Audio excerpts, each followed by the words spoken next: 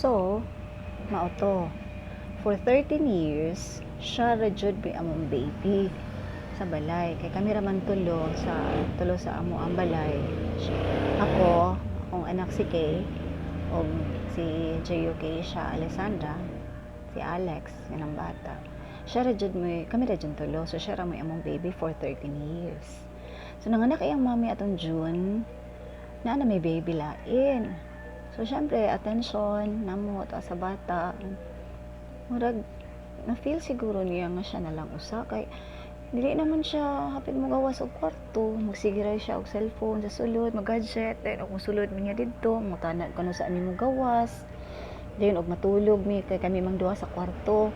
Kung mubiyahe ko mo muli ko gikan sa biyahe, muta na siya makanusa man kamula balik og larga.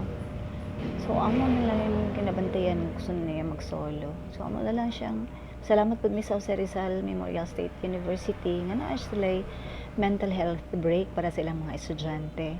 Na-treat gid namo siya. Nakabanding-banding sad sila. Lipay ra pud siya, kaayo lipay pud mi.